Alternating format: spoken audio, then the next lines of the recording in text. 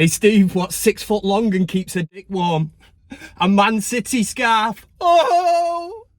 How we doing, everybody? It's Kev Rashford back for another van cam here on the biggest Man United fan channel in the land. This is the United Stand. It is Derby Day. Manchester City against Manchester United in the Premier League, and it makes for very, very interesting reading indeed. If we briefly look back at the midweek game, Victorian Pulson, we were there in Czechoslovakia. We navigated our way somehow to a 2-1 win. But you'll know as well, as Kev did as well by watching it, that it wasn't really easy on the eye. And did we deserve to win that game 2-1? You make your own look in football. We got the job done. Rasmus got the goals. We left it late. But in terms of the team shape, the ideas, the ideology or whatever that Ruben Amorim is trying to install in these players, it's becoming very clear that just some of them, it's just not sinking in, it's not going in. And the players, some of them look lost. I think you can already see very quickly the ones that are up for the fight. They will play anywhere in this system. They will take on the ideas that the manager wants them to put into game day. But this is a very, very tough game indeed to be trialling a new system. But Ruben Amorim will stick true to his philosophy, which is really, really good. What it does say, really, and I said this on Van Cam the other day, there are certain players, certain wingers, that are going to become redundant in this team unless they are prepared to play the left back, the right back or the wing back positions, or get familiar with the number 10 role. There will be no place for them. And one glaring performance from midweek, a player that certainly didn't take his chance because ego-wise, he probably thinks he's already made it anyway. He's too good to be trying to, try a new system. You can't change me. Marcus Rashford was absolutely abysmal. The body language, the way he cut across, he's more or less just saying, I can't be bothered with this. And this, with the week, the rumours come out that apparently people behind the scenes are looking at his lifestyle and they're not happy with that. It just all points to one direction at the end of this season, and that will be Manchester United trying to offload Marcus Rashford. He is one of them players. Ruben Amorim come in, he's looked and thought, I'm going to try him as my number 10. And yes, for 80 seconds of the Ipswich game, 80 seconds of the Ruben Amorim era, it worked. He scored his goal, and then quickly the new manager bounce thing really, really did drop off, and Rashford, it just cuts a figure of somebody who needs a new challenge, and maybe he knows that deep down. If this fixture was a couple of months ago, Man United fans, including myself, Kev, would have been going into this absolutely bloody dreading it, as I have done for absolutely years. Yeah, it's a Manchester derby, but it's very rare that United do compete in these games, and especially with it being at the Etihad as well.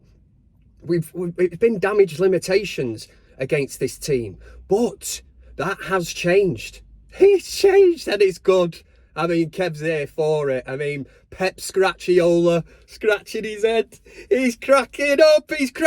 We can put another nail in that Man City coffin today. 1 win in 10 for Manchester City, and all we hear is, it's because Rodri's injured. Well, what about all the injuries that we had? You didn't hear us complaining about it. And although Rodri is, he's absolutely key to that system and that, Manchester City's demise and fall off, I mean, I'm here for it every day of the week, and even on a Sunday today. It's been absolutely great to see. And these things do work in cycles. Will Manchester City bounce back? You wouldn't put it past them bouncing back today.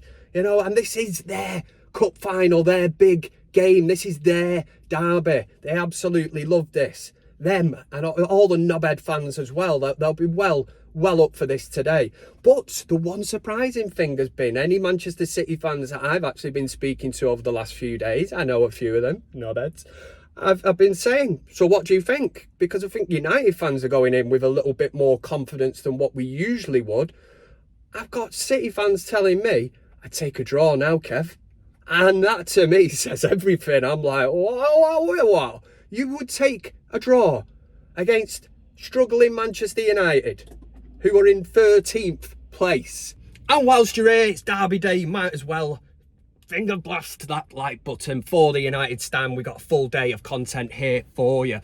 But in terms of the team selection, I think we got it absolutely bang on the last time we played City in the FA Cup final. That was a masterclass. But all these players will have to be singing from the same hymn sheet. There cannot be any passengers. There can't be square pegs in round holes. But there is a team that's doing the rounds, Leak FC or whatever.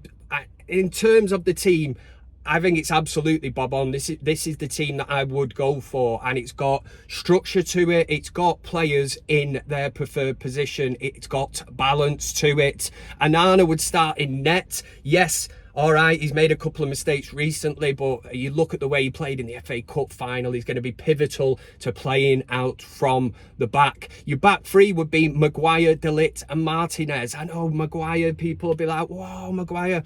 Maguire's comfortable in a back three, and I'm happy with that. He plays well for England in a back three, and I think he will do a job if fast. And you've got that extra protection. You'd have Dalot and Mazraoui as your wing backs, and then the two holding or number sixes would be Bruno Fernandes and Ugarte. And I know some people again will be looking, well, where does Mainu fit in? Again, you have to look at this game in isolation. Further forward, your two number 10s. This is, again, it could be the leaked kind of team, but we won't know until the team news actually drops. But Mount and Ahmad with Højlund up top. And I absolutely love that. There's one player that certainly fits this system. Ruben Amorim has spoke glowingly about Mason Mount. And Mason Mount is one of them that took his opportunity midweek. He took his opportunity. He was in there. He looked lively. He uses the ball well. Very rarely gives it away.